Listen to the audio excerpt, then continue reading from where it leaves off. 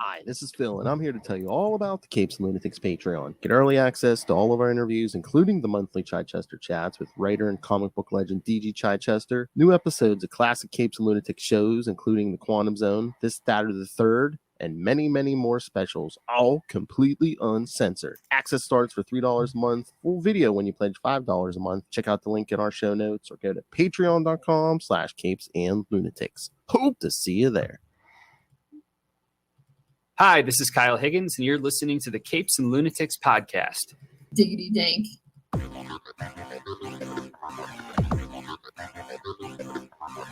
Hello and welcome back to another week of the Nightwing news. Straight out of the red. I am Phil. Joining me, as always, it is. Hi, I'm Kristen. And that's right. Today we'll be talking, well, Titans Season 4, Episode 9, even though there was no Dick Grayson in it. And the big crossover, Brotherhood of the Fist from Green Arrow, Detective Comics, Robin and Nightwing stuff.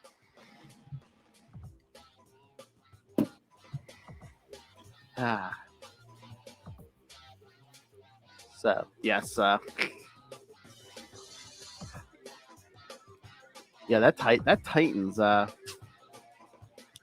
I like the episode was good, but my two big things were like, yes, of course, no Dick Grayson, which I kind of understand, and two, I was like, I thought we were going to be getting some of those cameos or guest appearances like earlier in the episode. Yeah, it didn't really feel like I was like looking at saying it was a crossover didn't really feel true. It was more.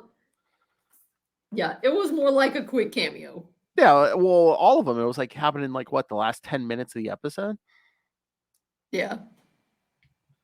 I was like, oh man, no one's really going to get a lot of screen time. So a lot of standing around and talking. Not a lot. The cameos were real quick, but yeah, what did you think? What was your favorite part? Well, I guess I was just glad that Gar finally got an episode. Because I feel like he's been really underutilized the entire series. So it was kind of ridiculous that it took basically until the series is canceled for him to get anything. So that was kind of a bummer. But then, so the Red, has that been talked about in DC before? Yes, I believe so. Yeah, it's okay. Because I hadn't really heard of it, and I just was like, oh, is this like the Green, but for animals? And then basically the dude explained it, and I was like, oh, yes, it basically is the Green, but for animals. Yeah, I mean, I think it's kind of newer within the last few years, but the Green, I mean, the Green, the Red has been explained, in the comics, so. Okay. And then Dominic, who was the Beast, is he from the comics, or was he just for the show?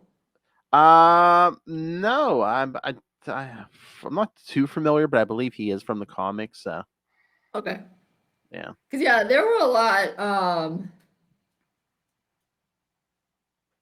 There were a lot of people that I didn't know, but yeah, I mean, overall, I thought it was good and pretty creative, and it wasn't easy for someone who has not read any comics that talked about the Red. It was explained well. I mean, it's not that difficult of a concept, but they did a good job with it.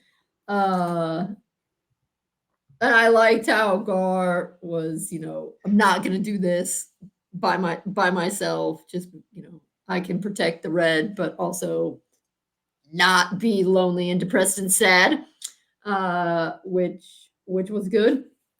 And I was glad when they finally had that fight that he did several animal changes, because that's the other thing, is they really have not done.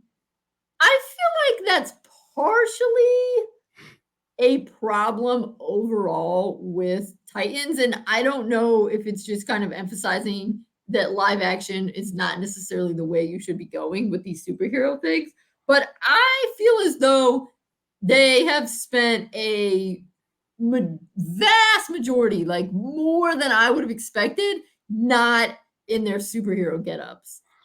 Yeah, I mean, I don't know what the thing with that is, but the whole thing with Gar, that's probably like a budget thing, and Well, right, and that's why it kind of makes me think that maybe this is just emphasizing that the best way to do superhero stuff is not live action. Because if you're doing a superhero movie or a superhero thing live action, and then your budget doesn't allow you to show the superheroes in their superhero outfits, then why are you doing it? Yeah, and again too, it's like he's vastly popular, but of course, yeah, why do you think we get a ton of Batman movies? Because all you do is put a guy in a suit. The further you get like a Superman or a Green Lantern, you're gonna spending way more on special effects. So, Right. but what did you think of the cameos? I mean, at least Stargirl, it seems like they filmed something new. They filmed like a new scene for her. I mean, the Flash. I mean, seems like I swear that I think that was just stock footage from the TV show. They just like threw that in there and be like, there he is running. Yeah, that might be. I like that they showed him with the waffles. Yes. From animated, and one of the Jokers was definitely Cesar Romero, Joker 66. So that was funny. Yeah, and the voice he heard, there was a voice saying, you're here for a reason. That was Pa Kent from like the first Christopher Reeve Superman movie. So, oh, okay. yeah. Wait, and was it supposed to be somebody Doom Patrol that was like reading a book in a library? That's Grant Morrison, the writer. Oh, yeah. Yes. Okay, that's right. I do remember reading that Grant Morrison was in it, but Yes. I forgot. That was Grant Morrison. Yes. So that was like our world. I guess. Yeah. That's I mean they, because they identify as they. They had several like runs on like Doom Patrol and like Animal Man, where they wrote kind of like Animal Man broke the fourth wall towards the end and met Grant Morrison. So I don't know if that was like a callback to that. And Grant Morrison, they've been in a show before? No, in the comic book. No. Yeah. Okay. Yeah, they wrote the comic and actually had the character meet them. Yes. Oh, that's fun. Yeah. And of course, Grant Morrison is the one who brought Damian in the regular comic. Yeah. I mean, I know who he is, but I mean, I didn't know what he looked like. That's the thing. These people are writers and stuff that I don't know what they look like. And the most important thing is they wrote that Batman and Robin series where Dick was Batman and Damian was Robin. So, right, yeah. Yes. So that is them. Yes. Yeah. Okay. All right. Yeah, because I was kind of like, who's that old person? Yeah, and then that last scene at the end, that was the Doom Patrol. That's the Doom Patrol TV show. Yeah, which I guess it was awesome that he was hanging out with Cyborg, but that reminded me. So wait, is Cyborg in the Doom Patrol show? Yes, Has he always been in it, or is he newer? No, he's been in it the whole time. It's weird. Yes. I don't ask me why, but yes, they had Cyborg in the Doom Patrol show. But which again, I think after Titans is done, yeah, they're going to do their last couple episodes too. So yeah, that show's also ending, right? Yep. That's interesting because Cyborg never had anything to do with the Doom Patrol in the comics. It was more Beast Boy than Cyborg. Yeah. Yeah, I mean that Beast Boy was in Doom Patrol before he was on New Teen Titans. Yeah, I mean, yeah, I don't know. I don't know if it's just they were trying to like piggyback off of some of the Cyborg popularity. Cyborg was in Justice League, the movie and stuff, and I don't know if they were just trying to get off some of that pop. Yeah, because it makes no sense to me. Because like they have a Robot Man, I'm like, why would you have Robot Man and Cyborg? I don't know. No, I mean it was cool to see Vic, but yeah, it just kind of reminded me. Oh yeah, actually, Vic should be in Titans because. Well, I think that's the thing, like, because that's on. I believe that's season 4 also. That show because it started around the same time. So I know around when it started, people were like, "Well, why is Cyborg over in Doom Patrol and not on Titans?" Yeah. So, because I do think that they are better together. They were such good friends, and they bounce off each other really well. Oh yeah, well that's what made me mad when they started New 52 and they made Cyborg like a founding member of the Justice League for a while. I'm just like, So he was never on the Titans, so you're basically erasing all his friendships with them, including especially Beast Boy. Yeah, it seemed not like a great plan. Mm-hmm. That's what I'm always saying. I'm saying I don't care if he graduates to the Justice League. That's awesome, but I'm just like, have him starting in the Titans. Right, yeah, because otherwise he has no friends. Exactly. And that sucks. Yeah, I don't know. So was it worthy of the title? Yeah, it was pretty good. Dude, where's my Gar? I mean, definitely hands down the best title in the whole run. It's so weird. Like so many, like all the cameos are either from well, again, Stargirl's done already. The Flash is on its final season. Doom Patrol's on its final season. Probably, probably the only everything you saw that's going to keep going is like Teen Titans Go, probably. Well, and I think there was somebody from Harley Quinn. I think Harley Quinn's voice was from the Harley Quinn show. So I think that probably, yeah. Oh, he did see Shazam too from the movie. So. Oh yeah, that's right. He did. I do have that written down. Oh, and he did see Swamp Thing. That show only got one season. That's been done for a while. That's back from when. Remember when all the shows and comics were on the same app? That's how long. I do remember. It was back in the day. Yep. Well, and now HBO is not HBO Max anymore. It's just Max.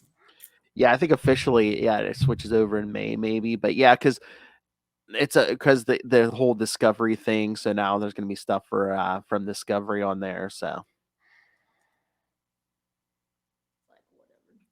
I know. I guess I'm just waiting for it to swing full circle and for it to people to get frustrated with all these streaming services and for us to just circle back to cable. Like that is the inevitable next step. People will be like, God, why do I have to keep buying all of these individual streaming services? Couldn't I just pay one price and get everything? And it's like, why, yes, that's cable. And not even at this point, because some of a lot of the shows are just streaming on the streaming app. But again, I guess if you can just pick one streaming service, but yeah, it's hard. Yeah. I mean, right. You used to be able to just pick one streaming service when it was just Netflix, but now everybody has it's so confusing. Yeah, but that name, I don't know if that name's supposed to sound cool, Max, but I'm just like, it just sounds like a person's name. It's like, here, subscribe to our new service, Joe. My guess is because it was HBO Max and they don't want to change the name too much. So they're like, let's just take the HBO off and that'll work. I know, but it's so weird because they're Max. Everyone else is like Plus. It's like Disney Plus. I think Paramount is also Plus. There's a lot of pluses out there. Well, there you go. See, that's how they set themselves apart. But I mean, Max instead of Plus. All right. Do you want to get to these comics? All right, let's do it. All right. Yeah, I have synopses if you would like me to read those. They're not. Yeah, sure. Because actually, I don't have a ton. I mean, they were good, but I feel like I don't have a ton to say. Yeah. All right. So yes, kids, this was the Brotherhood of the Fist crossover from 1998. All 5 issues again goes from Green Arrow to Detective Comics to Robin to Nightwing and then back to Green Arrow. All written by Chuck Dixon, who is writing all of these books at the same time in this era. That's pretty crazy. I know. So I guess he loved his street level, characters. All right, so yes, it starts in Green Arrow Volume 2, number 134, July 1998. Brotherhood of the Fist, Part 1, The Stalkers. Writer Chuck Dixon, penciler Doug Brathwaite, inker Robin Riggs, colorist Lee Lothridge, and Jameson, letterer John Costanza, editor Darren Vincenzo. After he was defeated by Green Arrow, the Silver Monkey returned to his cult, the Brotherhood of the Monkey Fist, in shame. His sensei is more than displeased and wants his followers to take vengeance not only on Connor Hawk, but on all similar costume crime fighters as well. A little later, Master Jansen and Eddie Fires are confronted by members of the monkey cult, but Fires just pulls his 2 guns and shoots the enemies down. Then he tells the confused Jansen that he will try to find Connor. Green Arrow is in front of a house outside of Gotham City. He's looking for some high-tech weaponers with connections to his stepfather and is more than surprised to find Batman at the house as well. Both heroes enter the house, which looks totally abandoned. But underneath the building, they discover a huge cave which is stocked with military equipment of the Cobra cult. But all Cobra agents present are dead, killed by members of the Monkey cult, which now also attack both Green Arrow and Batman. The heroes are able to fight back successfully, but then a monkey activates the self-destruct system of the Cobra house. So, thoughts on part 1? So the part 1 was the main one I had thoughts on because I started reading it and I was like, why is Batman being such a jerk? I thought he was super rude to Connor I know. in the first one. I know, especially because they even mentioned it's like I think Connor's in the JLA at this point. I'm just like, really? I mean, written by Grant Morrison. But Yeah, that was my number one thing that I was thinking about when I read it. I was like, what the heck? Why is he being such a jerk? Well, like I don't know why, but that's how they were writing Batman at this point in time. But it's still like, yeah, shouldn't you be like, oh hey, if you ever need anything, let me know because I know your father your father died not too long ago, and if you need anything, the family's here for you. Right, yeah, and I guess I just felt like he was. I mean, and maybe it's because I had read some of these other ones before. I mean, I think I'd read this before, but it was really this time that it hit me. But I don't know a lot about Connor Hawk, but I knew that he totally kicked butt on martial arts. That he is like good. And so I was kind of like, why is Batman being such an hole to him? Because I was like, he's totally capable. I know he's good. So that was kind of.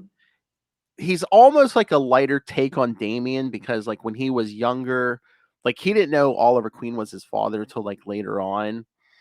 And like he convinced his mother to let him like basically stay at this monastery. That's where that Master Jensen is from. But yeah, so Oh, okay. basically from pretty early in his life, he had been studying martial arts. So yeah, so it was basically him and a bunch of monks like showing him martial arts from like early on in life. So yeah, I don't know why Batman is. Well, Batman had a problem with everyone at this era. I know, but that's what struck me the most. I was like, "Are you for real? Why?" Also, why? And this happened in all of them, and all of the characters did it, which annoyed me. But particularly it annoyed me when Batman was doing it because he's the most like no names in the field. But why did they always call him Connor and not Green Lantern or I mean Green Arrow? Yeah, I don't know. Yeah, I know. That was what you mean. But yeah, I thought he gets better, but I thought the Batman was particularly douchey in the first part, in that Green Arrow 134. And I was kind of like, what the heck? I know, and I want to say, oh hey, it's the Green Arrow writer, but it's also the guy writing Detective But Comics it's the same. every month. Yeah, so he's writing Batman at least once a month. I'm like, come on. Yeah. But like late '90s, they always wanted to write him like aloof and stuff, and if I didn't train you, you're worthless. I don't know. Meanwhile, like I said, I think Connor's in the JLA at this point, and he did take down the key after the key had like locked the rest of the JLA, including Batman, away in like these like little holographic fantasy worlds. So I don't know why we have a problem with Connor. All right, you want to do part 2? All right, so yes, now we jump to Detective Comics 723. From also July 1998. Part 2, Fight Back to Gotham. Again, Chuck Dixon writing. Penciler Alex Maleev, inker Bill Reinhold, colors Gloria Vasquez, letterer once again John Costanza, and editor Scott Peterson. Using a tank, Batman and Green Arrow are just able to avoid dying in the detonation of the Cobra underground base caused by members of the Brotherhood of the Fist. And as both heroes wade through the snow, they are surrounded by even more of the bronze monkeys. All right, now to get Kristen's attention. Meanwhile, Robin and Nightwing are patrolling through Gotham City, which is still heavily damaged due to the massive earthquake. I forgot this was after the earthquake. Yeah, Nightwing mentioned it and went out, and I was like, "Oh right." Yes, 1998. Yes. By accident, they run into members of the monkey cult. A fight begins, but rather quickly, Robin and Nightwing get rid of their opponents. Batman and Green Arrow also do not need long to make their enemies run away from them, but then the heroes have to withstand a avalanche. Robin and Nightwing run into Eddie Fires, who also has some problems with these bronze monkeys. Actually, the monkey cult seems to attack all kinds of heroes with background in martial arts. Nightwing and Robin move on to visit Oracle to get some more information. Barbara tries to contact Black Canary, but her partner also got into a fight with the bronze monkeys until she's eventually receives help from the bronze tiger. The sensei of the monkey cult believes that Batman and Green Arrow are dead, but the silver monkey, who is being held in a cell, knows better. He thinks only he can succeed in that regard. All right. Part 2. Do you see? I think it was this issue. Did you seem it was weird? Like when, well, yeah, I think it might be in the next issue when like Batman that like kind of says something to Oracle about, oh, who's your other operative? And she's like, I can't tell you that. Yeah, I think that is the next issue. I mean, if he had never met Black Canary, maybe, but he knows who Black Canary is. It feels like he should have been able to figure it out. I don't know. I mean, it just seems weird to me, the writing, but I guess I don't know if that's like Chuck Dixon's way of saying, you know what, I keep her secrets and I'll keep your secrets, but I keep her secrets too. Yeah. But meanwhile, Batman probably knows all her secrets. Oh, isn't this the issue? Nightwing shows up and Robin goes, "Did he send you to check up on me?" Yes, yeah, that's the very first one.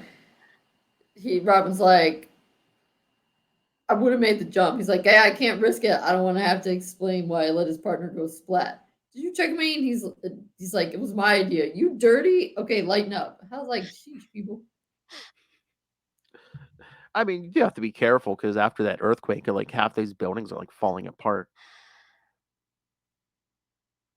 Oh, and then Eddie Fires is so funny. It's just with the guns. He's like an ex-CIA operative, so you know. Oh, okay. Yeah, that's why in this whole story where they're talking about how tough he is, yeah, he's like an ex-CIA operative and stuff. He was first an enemy of Oliver Queen, then he became friends with Oliver Queen, and then right before he died, Oliver Queen asked him to like watch over Connor. So wait, so Ollie's died. He'll be back soon. yeah, because yeah, in this crossover, it's Green Arrow 134 and 135. 137 is technically Connor's last issue, but then he gets like one of those 1 million issues, and then So wait, when Oliver comes back, who does Connor become? he's basically still Green Arrow. It's like the Flashes where they all call each other Flash. I mean, he's still like Green Arrow, but yeah, I mean, of course, Oliver gets more screen time because it's his book. But yeah, I mean, Connor should, after Oliver recovers from getting blown up in a plane, yes. After getting vaporized in an explosion, he gets better. Wow, that's some impressive recovery there. Well, Hal Jordan, when he was Parallax, right before he sacrificed his life to reignite the sun, yes, he brings Oliver Queen back to life. He has to find like the smallest microscopic traces of DNA. And who was on the scene when Oliver Queen got blown up? Superman. So he's pulling like microscopic bits of Oliver Queen off of Superman's cape. Kevin. That is some serious comic book science right there. Kevin Smith. I forgot. No, this one has one of my favorite panels. I just love that pose Nightwing's got going on there. With the hands on I hips, like yeah. classic. You believe any of that? No, but I know someone we can ask. did you like the art in this one? Because Alex Maleev wasn't the usual detective artist in this era, I don't think. But No, I mean, not really. I don't know. It's so weird. I mean, again, I think his style refines later because I know I like him like a few years later when he started drawing Daredevil. So where I thought it looked a lot better. But yeah, I mean, sometimes the Maleev stuff is hit or miss. But I think it's the faces. I think the faces don't look that great. yeah, it's almost I don't want to say like a not what do I want to say? Not abstract, but like it's yeah, the faces kind of look almost similar. You know, everyone's face kind of looks similar almost. Yeah, and and again, depending on the the day of the week, sometimes he like plays with shadow and stuff. Yeah, I just think the faces look kind of off, but Mhm. the bodies are all right. But yeah, I mean, this thing. I mean, there's not a lot of time for like character development. I mean, this is basically just one big fight scene in these 5 issues. Yeah. All right, should we get to part 3? Where's my link? Here we go. All right. So part 3 is Robin number 55 from July 1990. Well, yeah, I guess most of these are 1998. All right. Again, Chuck Dick. Part 3, Monkey Fist. Writer, yes, Chuck Dixon. Penciler, William Rosado. Inker, Stan Woke. Colorist, Adrian Roy. Letterer, Tim Harkins. And editors, Jordan B. Gorfinkel and Dennis O'Neill. Batman and Green Arrow survive the snow avalanche, but the blizzard-like conditions are still threatening their lives. But Batman is able to call his monster truck so that him and Green Arrow can make their way to Gotham City. Meanwhile, the sensei of the Brotherhood of the Monkey Fist is hiring Deathstroke. The mercenary shall take care of any fires who uses his guns to take down the martial arts experts of the Monkey Cult. Robin and Green Arrow are out on the streets of Gotham looking for members of the Monkey Cult, but they only run into some less challenging enemies. Batman visits Oracle, who tells him that the Monkey Cult is attacking martial arts experts all over the globe. Batman would like to know more about her sources, but Oracle remains tight-lipped regarding that issue. After Batman leaves, Barbara contacts Black Canary, who is on her way to the headquarters of the Monkey Cult. But Dinah does not tell her partner that she is accompanied by the Bronze Tiger. A little later, Batman, Nightwing, and Green Arrow find Eddie Fires, and Batman warns him about using these guns again. Fires tells the heroes that the monkey cults consist of different schools and disciplines, some of which are only mastered by very few members, like the Silver Monkey. Another special member of the cult is the female called Paper Monkey. Keep your eye on her, kids. This woman is targeting Robin and willing to kill fellow monkey cult members if they get in her way. Yeah, it seems so. Deathstroke is in here now, so it seems like we're throwing everything, the kitchen sink in here, and everything else. Yeah. Like I said, like Connor's series ends in like 2 or 3 issues here, so I don't know if it's a little too late, but I know his sales I don't think were ever the best, so I know they always were trying like crossovers. I mean, he did at least 2 or 3 crossovers with like Kyle Rayner Green Lantern in his book. There was one crossover, it was him, Kyle Rayner, and Wally West, where they fought villains on a cruise ship. It was almost like a Law and Order episode because like it was 3 issues, each one in one of their own books, and like the Flash issue, which was the last one, they were in court. That's funny. uh, That's funny. it's like Well, yeah, I don't know. I mean, I feel like the synopsis pretty much yeah. hit everything.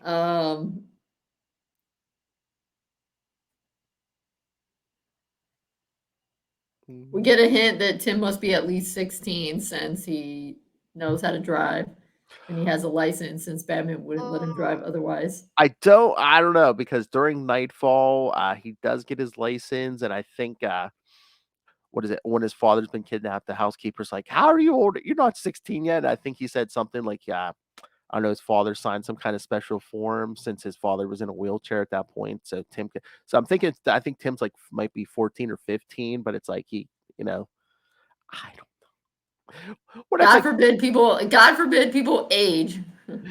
and like Batman and his vigilante justice, but he wouldn't let his sidekick drive until he was of legal age. I'll let you.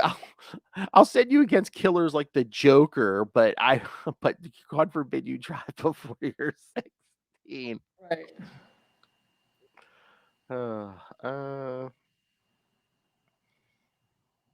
So yeah, that's why I think this big event was probably staged most of all for Connor, especially since his book was the only one who got 2. We were trying to pump up sales, maybe.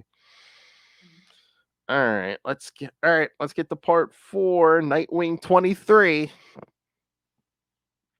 where I think we get most of our Nightwing scenes here. All right, part 4, Nightwing 23, part 4, Paper Revelations.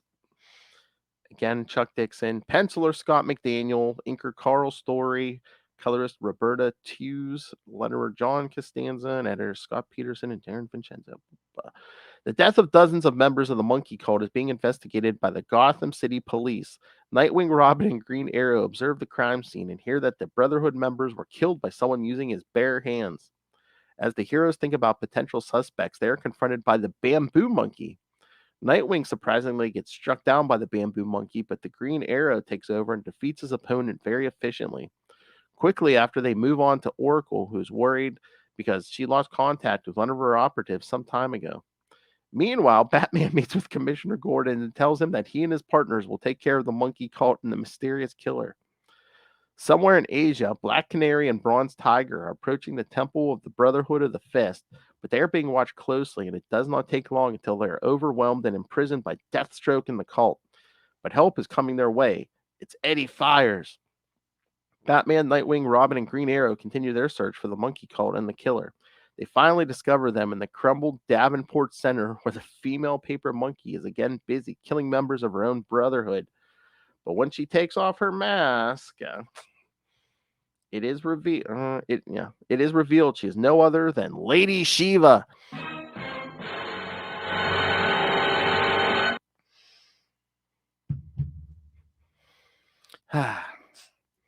And once again, I get it. I think we were trying to build up Connor with this crossover, but it's like, I don't know. It felt like we were like not showing Dick in the most positive light, just to be like, oh look, Connor. So look how skilled of a fighter Connor is. He can take down foes. He can take down Nightwing. Well, the fight didn't. I don't know. I mean, I didn't really like the art in this. I mean, I know this is the regular Nightwing artist, but his stuff is not my favorite. But it's actually kind of hard to follow. I feel Yeah. like it's just like all of a sudden the bamboo monkey is like boom with these sticks, like. Yeah. I mean, if there's a lot of movement or like a ton of characters, sometimes I don't know if Scott McDaniel. I don't feel like I mean, I don't feel like Dick couldn't have gotten back up and got him. Just there's 3 people there, so Connor did it faster with his arrows because Dick gets back up at the end, and he's all strategically ripped. I don't know. I get that this is basically the premise of Batman, but I find it utterly ridiculous when Batman's just telling Gordon, "Oh yeah, there's dozens of like dead ninjas on the streets. Don't worry about it. Don't ask any questions. We'll take care of it." Yeah. Utter ridiculousness. Well, and I was thrown off because Deathstroke didn't have any orange. Yeah, it was so weird. It was like in like the latter half of the 90s, he wore this costume. Yeah, it was another one that got like a 90s makeover. All right. Should we do the last one? Then we can discuss this whole thing. All right. So. Yeah. Well, wait. We just have to appreciate they still managed to get like a goofy Nightwing jump butt shot in. Oh yeah. Yeah, I mean that is pretty cool because like the monkeys headquarters is in like they built a skyscraper that did come down. So they're like, yeah, if you don't watch your step, you could fall down a hallway. Lady Shiva invented? Lady Shiva was let me look this up. I mean, the first time I remember seeing her was like in Death of the Family, but I believe she was around before that. Here we go, Lady Shiva.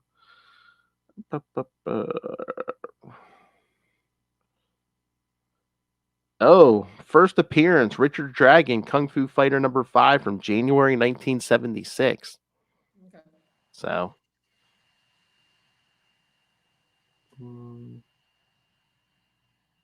but yes, of course, with different continuities. Yeah, like I say, she has like different origins, but all right.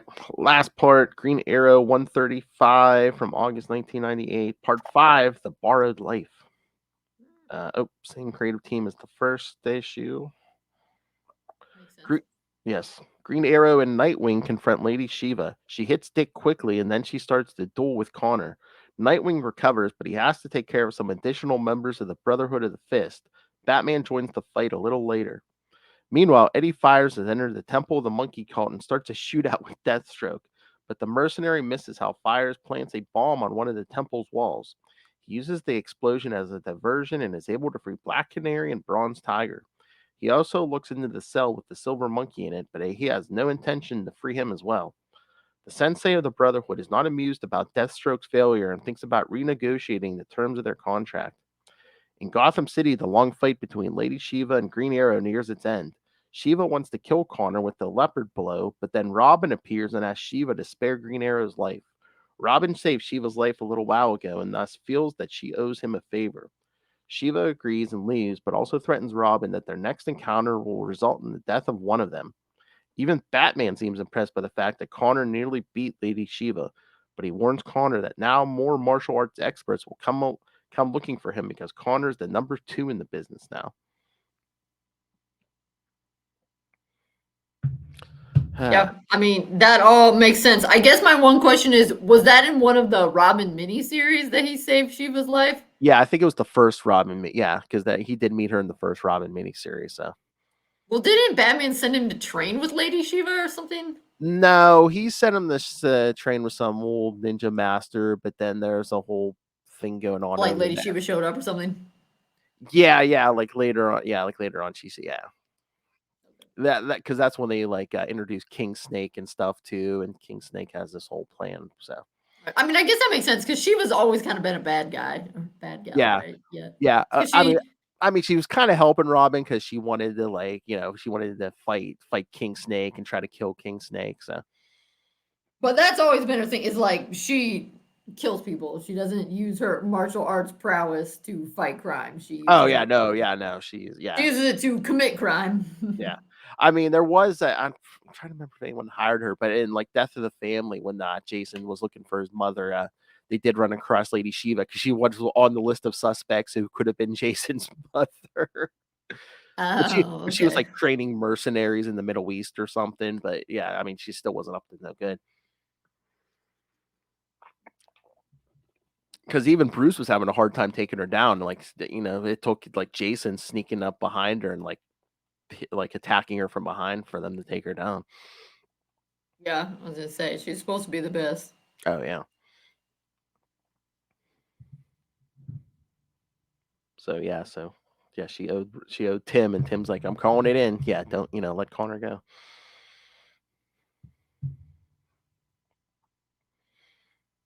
Because Connor had appeared in Tim's book like earlier.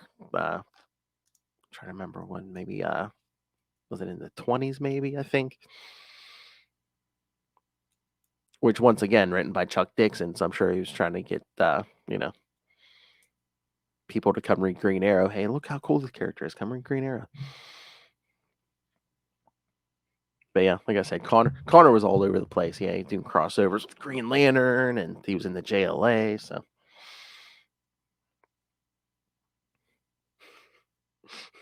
hey, Yeah. I don't know. Again, I don't know why Batman was giving him crap, because in that Key story, he had none of his arrows. He had to take down. He uses regular arrows, but he had to break into the JLA trophy room and take down the Key with all of Oliver Queen's trick arrows. So he's like shooting like boxing glove arrows at him and stuff. So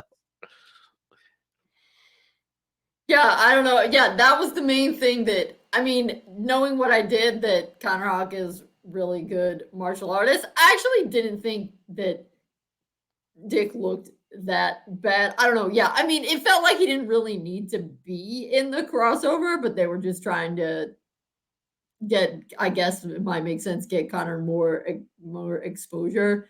Yeah. Um, And again, I think it was every book Chuck Dixon was writing at the time too, so it's easy enough to line, yeah.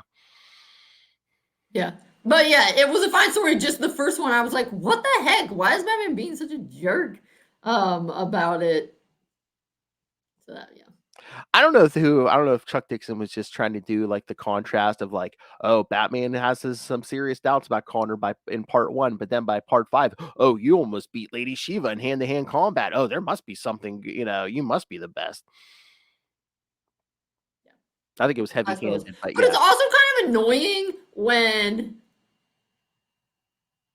like, clearly Connor, he's heard some stuff. It's kind of annoying that, oh, you treat me like crap until I prove something to you, and then you treat me slightly less like crap. I mean, I'm a person. You should not treat me like crap from the start. I know. It just reminded me of like that one shot that Batman and Arsenal issue where Roy's just like, how did Dick put up with you? He's like, Oliver was one thing, but how did he's like, I have new respect for Dick having to grow up with you. Well, I also like to think about the continuity as Batman wasn't such a jerk that he hasn't always been such a jerk. Well, they kind of tried to do that. What was that? 2003 with Identity Crisis, where they tried to explain why he became all paranoid is because like Doctor Light had like oh God, it's so dark. Dr. Light had raped elongated man's wife, and he was basically told all the other heroes, I'm gonna find out who you are and I'm coming after your family. So like they wanted to like use the Tana to like magically lobotomize him, but then Batman shows up and it's like, no, don't do this. So then they use the spell to make Batman forget, and like that was like the thing. They're like, oh, so subconsciously Batman kind of remembered that the Justice League get turned on him. That's why he's became all paranoid and stuff. That's messed up. I I know. just figure it's better that it's trauma from Jason. It's trauma from Jason dying, and he's bad, and then over time it gets better. Yeah, I think that was kind of this era that how they were writing it, where it was basically like, he's just not going to willy nilly, give people like, the seal of approval. Because it's like, they could end up dead tomorrow. It's like, no, no, no, no, no, you're not good enough. You got to keep training. It was a dark time. For real. For real.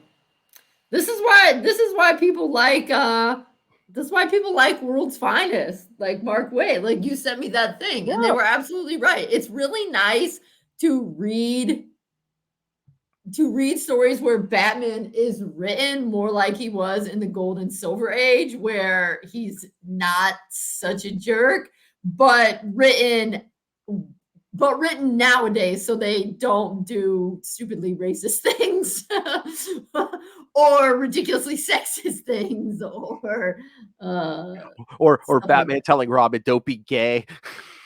Right, yeah, that Yes. it is just not quite so ridiculous. Yes. Yeah, not this past weekend, but the weekend before, I picked up some back issues at like a show at one of the local malls. I picked up some like I think it was from the 84. It was World's Finest issues from 1984. But yeah, Batman and Superman. It was just like Batman still seemed capable, but he wasn't like, he was able to work with Superman just fine without having an attitude or Yeah.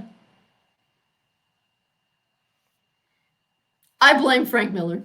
Oh yes, so do I, yes, because Dark Knight Returns. Oh, I'm glad you brought that up because yes, Lilith and I, and even in an episode or two with me and Justin, yes, in May for May episodes we're doing Frank Miller May, so yes, because that's our going theme because Lilith is like, you know how he writes women, right? Terribly. Yes, yes. Oh yes, we're taking a couple episodes to cover that All-Star Batman and Robin, not instead of just all of it at once. We're just like, yeah, let's do 3 issues here, 2 issues here. Best to just get in and get out, rip the Band-Aid off. Yeah. Again, like I think we were saying, it's like always used to think, oh, Frank Miller got, for some reason he just like kept getting worse as time went on. But I think it's just as we look through it at the, 1986 lens, Dark Knight Returns, not too bad. But then you look at it through 2023, it's like, ugh. You're like, yeah, wait, he was kind of always bad. We just didn't realize it. We were also all bad, so we gave him a pass. Oh yeah, it's like every story he writes, every woman is either like a prostitute or like he tries to write every woman in a negative light. That's like when he wrote, Daredevil Born Again. I like most of it, but it's like he brings back an ex-girlfriend of Matt Murdock's, and he's like, oh, she went off to Hollywood to be a movie star. He brings her back. She's like, no, she didn't make it. She became like a porn star, and she's addicted to heroin and stuff. It's like, what? Jeez. Yeah, Frank Miller. Well, and he was terrible to Dick in the DK2, The Dark Knight Strikes Back. Oh yeah. I mean, Frank Miller is very misogynist. He's also very homophobic. Oh yeah. Because, like, obviously, I don't care if you want to make Dick gay. That's awesome. But you don't have to make him. It's the same problem that you see in a lot of Hollywood movies from in the past, where they deliberately make the villains very effeminate to kind of code that, like, being gay is bad, being gay is villainous. And so that's kind of what Frank Miller does with Dick. That, like, oh. Frank Miller is the guy in 2023 who would have Batman tell Robin, don't be gay. Yeah, and mean it, and not mean it in, like, the weird 1940s way. Yeah, he's the guy that has Batman tell Robin to eat rats in, like, 2010. That's what I was going to say. I can see him in All-Star Batman and Robin say, don't be gay. For real. All right. What's up next week, Phil? All right. Next week, we're going to do another crossover, but I think you're going to like it better. All right. We're going to do The Hunt for Oracle from Nightwing 45 and 46 and Birds of Prey 20 and 21. So, yeah. So this will be much more focused on like Dick and Barbara. So, and I think Black Canary's in that too. It's been a while since I read that. Is this the one where Black Canary thinks his name is Chester? Maybe. I can't yes. Classic. All right. So yes. And hopefully by then, yes, we'll have another Titans episode. Hopefully we'll have Nightwing back in Titans by then. So we should have a Titans episode for you too, kids. All right. So I mean, there's only 3 left, right? Yeah. Let me see. I think so, but I will check the list to make sure here. Yeah, because what is it? Like 12 or 13 episodes? All right, so Dude, Where's My Gar was 9. We got, 3 episodes left. Yeah, 10, 11, and 12. Game Over next. Yes, next time we'll talk Game Over. Season 4, episode 10. Which I don't know if they had the listing wrong before or if they switched it, because Dude, Where's My Gar? I thought was supposed to be the one that came back, but that could have worked before the 2 we got, previously. It would have worked in either spot. I think it would have upped the drama, with Gar, like, I have to get back to my friends. Where are they? Where are they? And then maybe like for the cliffhanger of Dude, Where's My Gar? You just cut it with like Dick and Corey waking up in bed dressed in the same pajamas, going like, where am I? Maybe put Dude, Where's My Gar between those 2 episodes. That would have been fun. Oh, that would have been crazy. I would have upped the drama. All right, so yes. So send us your thoughts on The Hunt for Oracle. Yes, the upcoming episodes of Titans, or hell, you can send us your thoughts on Brotherhood of the Fist. We'll talk it. All right, so email us CapesandLunatics@gmail.com or call the voicemail 614-382-2737. That's 614-38-CAPES. And remember, you can find everything Capes and Lunatics, videos, social media, merchandise, Patreon, please subscribe, and everything at tubespace.io/CapesandLunatics Podcast Network. That's tubespace.io/CapesandLunatics Podcast Network. All right, enough of the nonsense. Now to get serious with you. You want to be smart? You want to know everything there is to know about your favorite character? Go on Amazon, type in Amazon.com, type in Dick Grayson, Boy Wonder, and order this book. Once again, if you want to know the character, you need to get this book. Lots of good interviews, lots of good knowledge, put together by a genius. I don't know. All right, so yes, go pick up Dick Grayson.